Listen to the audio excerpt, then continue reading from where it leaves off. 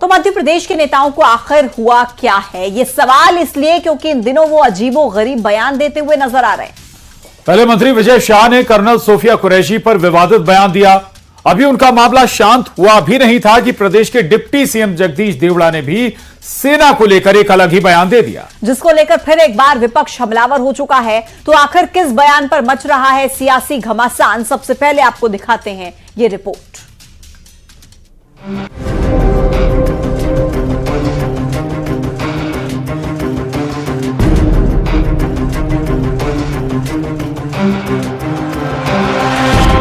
मध्य प्रदेश के मंत्रियों में इन दिनों मानो विवादित बयान देने की होड़ मची हुई है।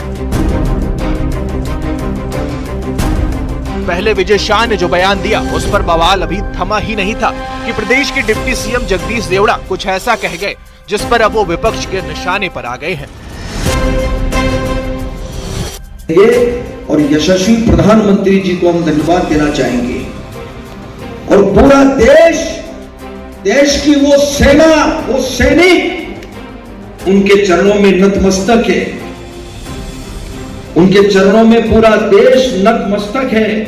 उन्होंने जो जवाब दिया है उसकी जितनी सराहना की जाए, जितना कहा जाए, एक बार उनके लिए जोरदार ताली बजा करके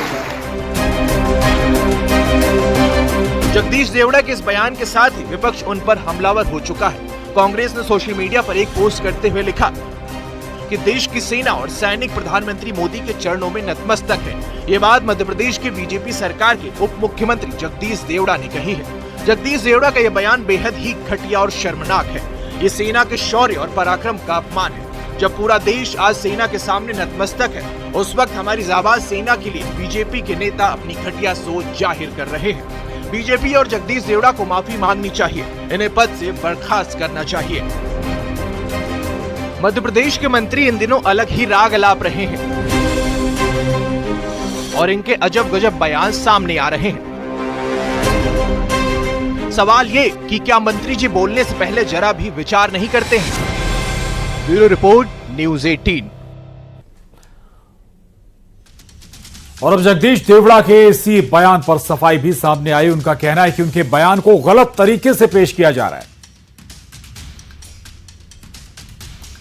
प्रभारी मंत्री के नाते ऑपरेशन सिंदूर के मामले में भी मैंने कहा और जो कुछ अभी हुआ है उसके बारे में मैं बोला था और मैंने ये कहा था कि देश की सेना ने जो काम किया है ऑपरेशन सिंदूर में उसकी जितनी सराहना की जाए उतनी कम है और देश की सेना के लिए देश की जनता उनके चरणों में नतमस्तक है, उनका पूरा सम्मान करती है और हमेशा देश की सेना ने देश की रक्षा के लिए काम किया है तो हम उनका पूरी तरह से सम्मान करते हैं। मैंने ये कहा है, उसको गलत तरीके से प्रस्तुत करके जो चैनल में बताया जा रहा है, मुझे लगता है कि ये बहुत ही गलत तरीका है।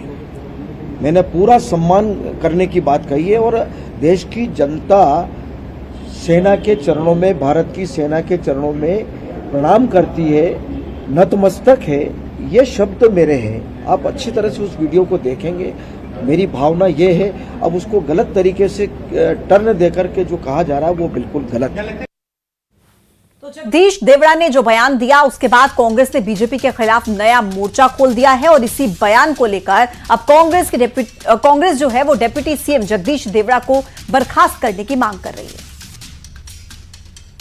जिसने पाकिस्तान में घुसकर आतंकी कैंप निस्तो नाबूद किए, जिसने पाकिस्तान की रूह कपा दी, उस सेना के लिए कहना कि वो सेना किसी के चरणों में नतमस्तक है, ये पाप है। और ये पाप बीजेपी के लोग, बीजेपी के उप मुख्यमंत्री, उनके वरिष्ठ नेता लगातार कर रहे हैं।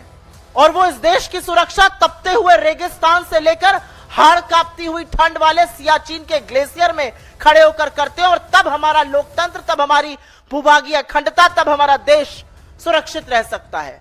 और ऐसी सेना के लिए जिस व्यक्ति के मन में इतनी दुर्भावना, इतने गंदे विचार हैं, वो व्यक्ति किसी भी पद पर रह ही नहीं सकता है। एक लोकतंत्र में उप मुख्यमंत्री रहना तो विचार के बाहर की बात।